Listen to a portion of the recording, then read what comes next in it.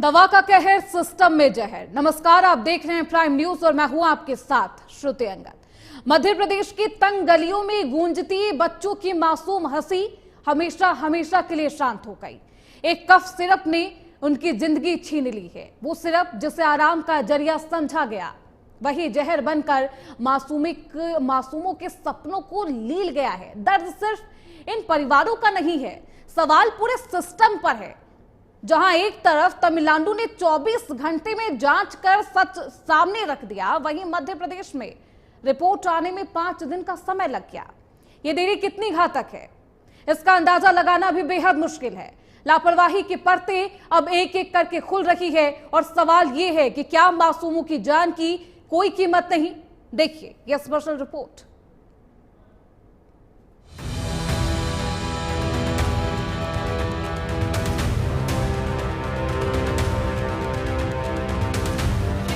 गलियों में मासूम बच्चों की खिलखिलाती हंसी अचानक गम में बदल गई, जब जहरीली दवा ने कई मासूमों की जिंदगी छीन ली। उनके सपनों के पर टूट गए और परिवारों की खुशियों पर साया पड़ गया। छिंदवाड़ा में कफ सिरप पीने से बच्चों की मौत के मामले में मध्य प्रदेश के सरकारी सिस्टम में हर कदम पर लापरवाही उजागर हुई है।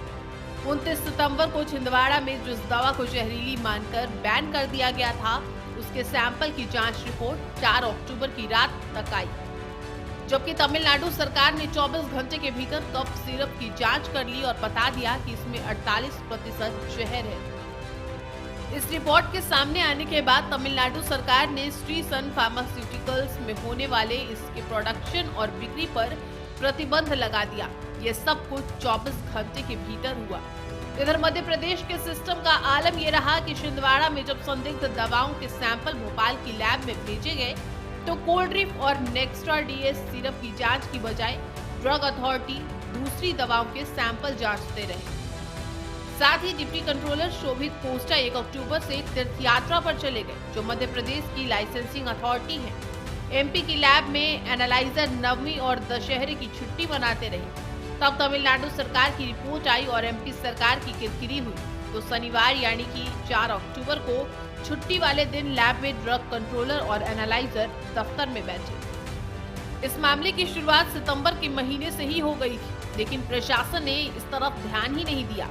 2 सितंबर को 4 साल के शिवम राठौर की मौत हो गई और इसे सामान्य घटना मानकर नजरअंदाज कर दिया गया।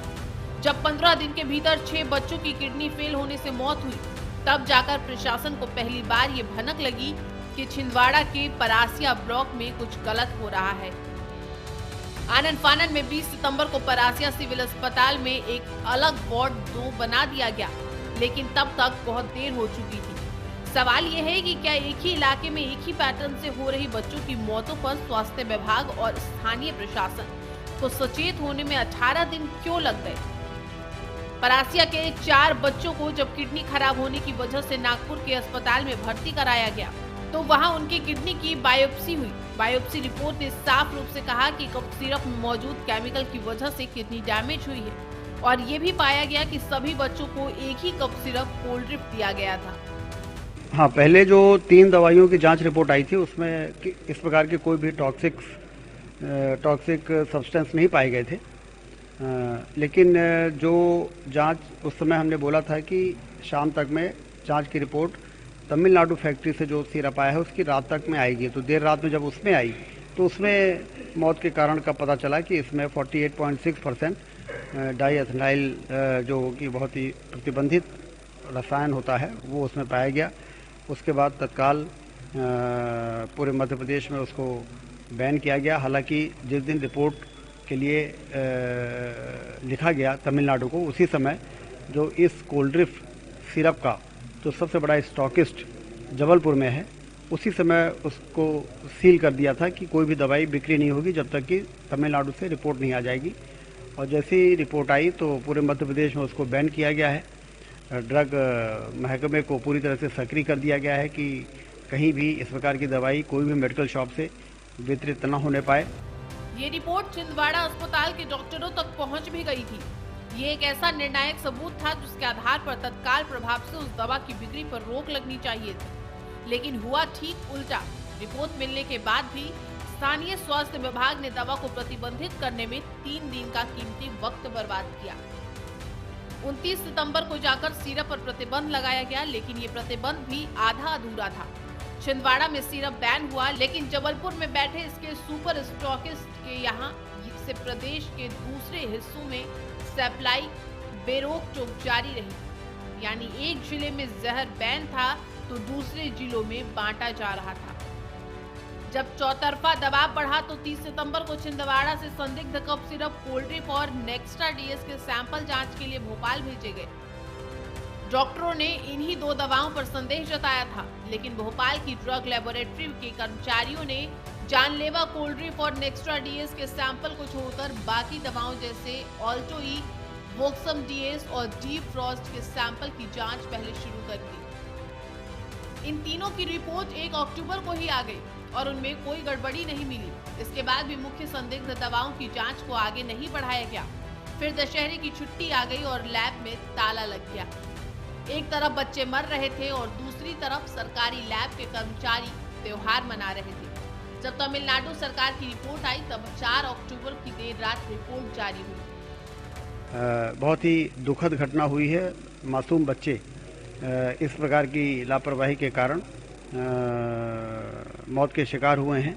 ये दवाई सरकारी सप्लाई नहीं थी, न सरकार इस दवाई को अस्पतालों में जो फ्री दवाइयाँ वितरित होती हैं उसमें इसको खरीद के और पहुंचाया था, बल्कि ये स्टॉकिस्ट के माध्यम से प्राइवेट मेडिकल कॉलेज में ये दवाई गई और डॉक्टर ने लिखा, तो जिसने दवाई सप्लाई की उसको और डॉक्टर के खिलाफ FIR होकर और उनकी गिरफ्तारी और आगे की सारी कार्रवाइयाँ की जा रही हैं।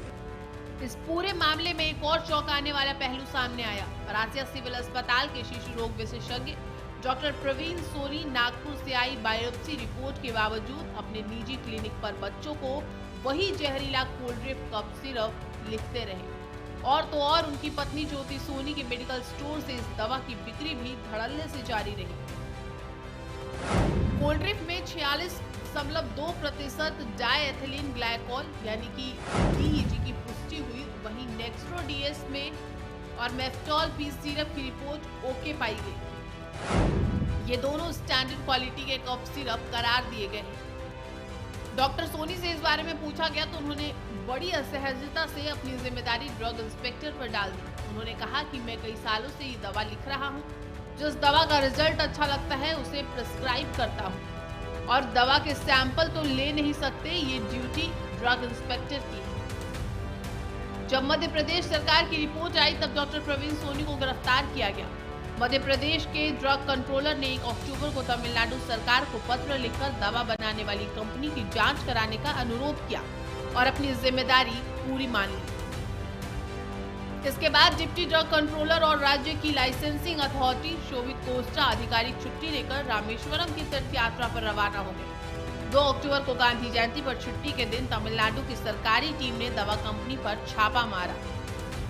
वहीं मध्य प्रदेश की ड्रग लेबोरेटरी में ताला लटका हुआ था। जब ड्रग कंट्रोलर ने दिनेश कुमार मौर्य से पूछा तो उन्होंने कहा कि दशहरे के दिन सैंपल की जांच नहीं हो सकी थी। उन्होंने ये भी कहा कि सैंपल जिस क्रम में मिले उसी क्रम में छिंदवाड़ा में 32 दिनों में किडनी फेल होने से 11 मासूमों की मौत हो गई। 1 से 5 साल तक के इन बच्चों को सर्दी, खांसी और बुखार हुआ था और सभी बच्चे एक ही डॉक्टर के पास पहुंचे। डॉक्टरों ने दवाई लिखी और मेडिकल संचालक पत्नी ने दवाई दी।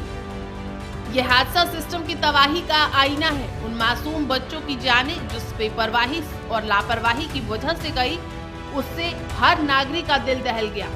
सवाल ये उठता है कि क्या हमारी सरकार और स्वास्थ्य व्यवस्था सिर्फ नाम के लिए ही मौजूद है? जब जिम्मेदार अधिकारियों ने अपनी जिम्मेदारी से पलायन किया और छुट्टियों के पीछे छुप गए, तो उन परिवारों का क्या होगा जिनके बच्चे असमय इस दुनिया से चले गए? क्या इतने मासूमों की जाने जाने के बाद भी कोई सख्त कार्रवाई होगी या फिर सब धूल में मिल जाएगी? हम हर बार सुनते हैं सुधार होगा, लेकिन कब होगा और कैसे होगा? यह दर्दनाक घटनाक्रम हमें सोचने पर मजबूर करता है। वही जहरीले कफ सिरप से पूरे देश में अब हलचल का माहौल है। सरकार ने कार्रवाई शुरू कर दी है, लेकिन सवाल उठता है कि क्या ये कदम समय रहते उठाए गए या फिर कोई चूक हो गई? क्या दवाओं की गुणवत्ता जांच और निगरानी में कमी नहीं रही? मासूम बच्चों की मौत का आखिरकार जिम्मेदार कौन है? डॉक्टरों और मेडिकल स्टोरों की भूमिका भी अब जांच का विषय बन चुकी है। अब वक्त आ गया है कि सरकार पारदर्शिता से काम करे, सख्त नियम लागू करे और बच्चों की सुरक्षा को सर्वोच्च प्राथमिकता दे, क्योंकि हर एक बच्चे की जान बेहद अनमोल है और इसके लिए कोई समझौता बर्दाश्त नहीं किया जा सकता। देखिए यह स्पेशल रिपोर्ट। कफ सिरप से हुई मौतों के बाद देश भर में हड़कंप मचा है। इधर देहरादून में प्रतिबंधित कफ सिरप पर प्रदेश भर में मेडिकल स्टोरों पर छापा मारा गया। स्वास्थ्य सचिव डॉक्टर आर राजेश कुमार ने सभी डॉक्टरों से अपील की है कि वे बच्चों के लिए प्रतिबंधित कफ सिरप ना लिखें। मुख्यमंत्री पुष्कर सिंह धामी और स्वास्थ्य मंत्री डॉक्टर धन सिंह रावत के निर्देश पर प्रदेश भर में ताबड़तोड़ कार्रवाई शुरू की गई। यह अभियान हाल ही में राजस्थान और मध्य प्रदेश में खांसी की दवा के सेवन से जो बच्चों की मौतें हुई है उन घटनाओं के बाद शुरू किया गया है। उत्तराखंड सरकार ने इसे जन स्वास्थ्य से जुड़ा गंभीर मामला मानते हुए तत्परता से कार्रवाई शुरू की। जाएंगे कि इसमें एक एसआईटी का गठन आईजी जोन साहब के द्वारा किया गया है और वो टीम जो है तमिलनाडु भी जाएगी और इस संबंध में आगे जो विवेचना होगी वो विवेचना कार्य उसके द्वारा किया जाएगा। मध्य प्रदेश और राजस्थान में कथित रूप से जहरीले कफ सिरप से बच्चों की मौत के बाद केंद्रीय औषधि मानक नियंत्रण संगठन ने भी 6 राज्यों में दवा निर्माण इकाइयों की रिस्क बेस्ड जांच शुरू कर दी है। स्वास्थ्य मंत्रालय के सूत्रों के मुताबिक ये जांच हिमाचल प्रदेश, उत्तराखंड, गुजरात, तमिलनाडु, मध्य प्रदेश और महाराष्ट्र में चल रही है, जहां से कुल 19 दवाओं, जिनमें खांसी की दवाएं, एंटीबायोटिक्स और बुखार की दवाएं शामिल हैं, इसके सैंपल लिए गए हैं। देखिए, भारत में और पूरी दुनिया में दवाओं के स्टैंडर्डाइजेशन का एक निश्चित प्रोटोकॉल बना हुआ है, एक निश्चित व्यवस्था बनी है। किसी भी दवा को ह्यूमन कंजम्पशन के लिए अलाउ करने से पहले उसको एक कठोर प्रक्रिया से गुजरना होता है। उसके लाइसेंसिंग की, उसके हर बैच के आइडेंटिफिकेशन की, टेस्टिंग की एक कठोर व्यवस्था है। और मैं मानता हूं कि भारत में भी वैश्विक स्टैंडर्ड जो हैं उनसे ज्यादा कठोर स्टैंडर्ड उसके लिए भारत में अपनाया गया है।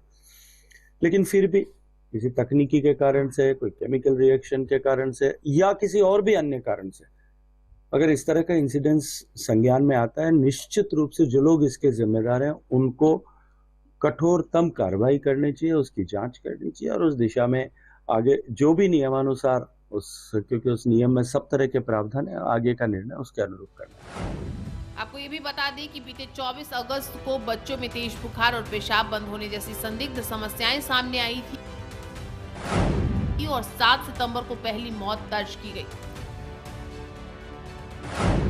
हालात बिगड़ने पर कई बच्चों को नागपुर रेफर किया गया था, जिनमें 7 बच्चों ने इलाज के दौरान दम तोड़ दिया था।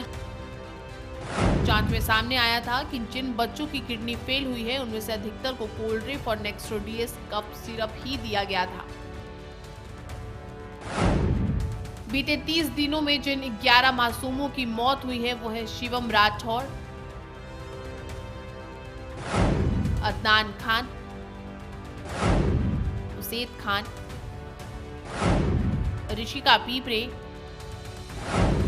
हितांश सोनी, श्रेया यादव, विकास यदुवंशी,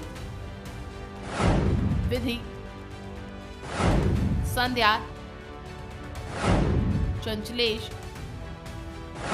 और योगिता ठाकरे। लेकिन चिंता की बात यह है कि अब तक हुई 11 मौतों में से कई बच्चों को कोल्ड्रिप और कुछ को नेक्स्ट्रोडीएस सिरप देने की जानकारी मिली। ये संकेत इन दवाओं की गुणवत्ता और सुरक्षा पर भी गंभीर सवाल उठाता है। दोनों मामलों में किडनी फेलियर मौत की प्रमुख वजह है और इसकी सीधी कड़ी उस कफ सिरप से जुड़ती दिख रही है जो बच्चों को घरेलू इलाज के रूप में दिया गया था। जांच में सामने आया कि खांसी के सिरप में व्हीकल इंडस्ट्री में इस्तेमाल होने वाले केमिकल एथिलीन ग्लाइकोल और डाई एथिलीन ग्लाइकोल मिला हुआ था। ये वही जहरीला केमिकल है जिसे गाड़ियों के कूलेंट और एंटीफ्रीज में इस्तेमाल किया जाता है। एथिलीन ग्लाइकोल एक रंगहीन और गंधहीन अल्कोहलिक कंपाउंड होता है। फार्मा कंपनियां मिलावट के तौर पर कफ सिरप में इसका इस्तेमाल करती हैं। Hydraulic brake fluid, stamp pad, स्याही और ballpoint pen, solvents, paint आदि में ये पाया जाता है। इंसान के शरीर में जाते ही ये जहर का काम करता है। ये सेंट्रल नर्वस सिस्टम को डैमेज करता है और फिर हार्ट को और लास्ट में किडनी फेल हो सकती है। इसकी थोड़ी सी मात्रा भी किडनी और दिमाग को बुरी तरह नुकसान पहुंचा देती है। लगातार हो रही मौतों के बाद स्थानीय लोगों में डर का माहौल है। अभिभावक बच्चों की सेहत को लेकर बेहद चिंतित हैं। प्रशासन और स्वास्थ्य विभाग ने लोगों से अपील की है कि किसी भी प्रकार के लक्षण दिखने पर बच्चों को तुरंत नजदीकी स्वास्थ्य केंद्र ले जाएं। विभाग का कहना है कि जल्द ही बीमारी के असली कारण का पता लगाकर स्थिति पर नियंत्रण पा लिया जाएगा। ये बहुत दुखी की बात है, क्योंकि दवाई हर चीज से ऊपर है। हमको शांति मिलना चाहिए, हमको ठीक होना चाहिए, लेकिन ये जो एक माफिया का काम है, क्योंकि दवाई से भी ठीक है, हर कंपनी को कुछ फायदा मिलता है, प्रॉफिट मिलता है, लेकिन मान लो भाई आपको 20% प्रॉफिट चाहिए और 25% तो, लेकिन आधा से ज़्यादा प्रॉफिट चाहिए, इसलिए बहुत खतरनाक चीज़ डाल के ये बनाया होगा। इसलिए प्रॉपर इंक्वायरी होना चाहिए। ये जो जिम्मेदार हैं उसको सभी को मतलब कानून के आधार पर उसको मतलब ये कन्विक्शन देना चाहिए, क्योंकि ये जीवन हाथ में लेके काम करने के लिए किसी को मौका नहीं देना चाहिए। इतना बड़ा मतलब ये मोदी का गवर्नमेंट का टाइम में ये हर होता रहता है, बड़ी बड़ी बात बोलता रहता है, लेकिन बच्चों का जिंदगी भी अभी ये माफिया का हाथ में है। इसलिए 3 राज्यों में मतलब अभी ये बैन कर दिया। मैं आशा करता हूँ जितना जल्दी इसके ऊपर इंक्वायरी होना चाहिए और जो हत्याचार है उसको कानून का अंदर आना चाहिए। तो तमिलनाडु सरकार ने इसको बैन किया और उस रिपोर्ट को आगे पब्लिश किया। उसी के आधार पर मध्य प्रदेश, राजस्थान सरकार ने भी इन सैंपल्स को चेक किया है। जो दिक्कत आई थी छोटे बच्चों का सिरप देने के बाद, उनके अंदर किडनी में प्रॉब्लम आ रही थी और किडनी फेलियर की तरफ बढ़ रहे थे। जब उनकी ऑटोप्सी रिपोर्ट में ये चीज़ें सामने आई, तब से सरकार, सभी राज्य सरकार और केंद्र सरकार इसके ऊपर बहुत सख्त है। दिल्ली के अंदर भी इस कफ सिरप को बैन कर दिया गया है और इसका जो स्टॉक अभी अवेलेबल है उसको भी आगे डिस्ट्रीब्यूट नहीं किया जाएगा। मुझे लगता है कि सरकार इसके लिए चिंतित है और इस पे एक्शन होना बहुत जल्दी आपको नजर आएगा और ये बच्चों की दवाई में किसी भी तरह की कोताही, लापरवाही को बर्दाश्त नहीं किया जाएगा। लेकिन एक कप सिरप जानलेवा कैसे हो सकता है, ये सवाल आपके मन में उठ रहा होगा और ये लाजमी भी है। दरअसल किसी सिरप में अगर एथिलीन ग्लाइकोल और डायथिलीन ग्लाइकोल ज्यादा हो या दूषित हो तो उसका असर 3 स्टेज में होता है। पहली स्टेज में आमतौर पर 2 दिन बुखार या डायरिया की शिकायत हो सकती है। दूसरी स्टेज में यूरिन पास होने में दिक्कत होता है और ब्लड प्रेशर बढ़ जाता है। तीसरी स्टेज में किडनी फेल या पैरालिसिस का रिस्क रहता है। इसके बाद कोमा में जाने से लेकर मौत तक हो सकती है। ऐसे में आपको ज्यादा सावधान रहने की जरूरत है। बिना डॉक्टर की सलाह के कोई भी दवा ना लें। मेडिकल स्टोर से खुद दवा लेने से बचें। सर्दी खांसी होने पर डॉक्टरों को दिखाएं। बच्चा हर 6 घंटे में यूरिन ना करे तो भी डॉक्टर से संपर्क करें। सर्दी खांसी होने पर बच्चों को तुरंत नजदीकी सरकारी अस्पताल लेकर जाएं। भोला छाप डॉक्टरों से इलाज बिल्कुल भी ना कराएं। उल्टी या सुस्ती की स्थिति में विलंब ना करें और तत्काल डॉक्टर के पास जाएं। बच्चों को अधिक से अधिक पानी पिलाएं और यदि बुखार 2 दिन से अधिक बना रहता है तो तुरंत इलाज करवाएं। यह घटना एक गंभीर सवाल खड़े करती है। क्या सरकार और संबंधित एजेंसियां बच्चों की सुरक्षा को लेकर पर्याप्त सावधानी बरत रही है? कफ सिरप में जहरीले रसायनों की मौजूदगी बताती है कि नियामक तंत्र कितनी प्रभावी है। क्या गुणवत्ता नियंत्रण और जांच पड़ताल में कोई बड़ी चूक है? मासूमों की जान जाने के बाद भी क्या त्वरित और व्यापक कार्रवाई हुई या ये केवल प्रतिक्रिया आधारित कदम थे? जनता को इस गंभीर मुद्दे पर पूरी पारदर्शिता की आवश्यकता है ताकि विश्वास कायम हो सके। इसके अलावा सवाल ये भी उठता है कि मेडिकल स्टोर और डॉक्टरों की जिम्मेदारी कहाँ है जो प्रतिबंधित और संदिग्ध दवाओं को बच्चों को देते रहे। सरकार को चाहिए कि वो ऐसे मामलों में सख्त निगरानी और कड़े कानून लागू करे ताकि फिर किसी भी बच्चे की जान खतरे में ना पड़े। आखिरकार बच्चों की सुरक्षा सिर्फ प्रशासन की जिम्मेदारी नहीं बल्कि हर स्तर पर जवाबदेही का विषय है। Bureau report, prime news. फिलहाल इस मामले पर जांच जारी है, लेकिन सवाल अभी भी बरकरार है कि आखिरकार इन मासूमों की मौत का जिम्मेदार कौन है। फिलहाल इसी के साथ इस बुलेटिन में बस इतना ही। खबरों का सिलसिला लगातार जारी है, आप देखते रहिए प्राइम न्यूज।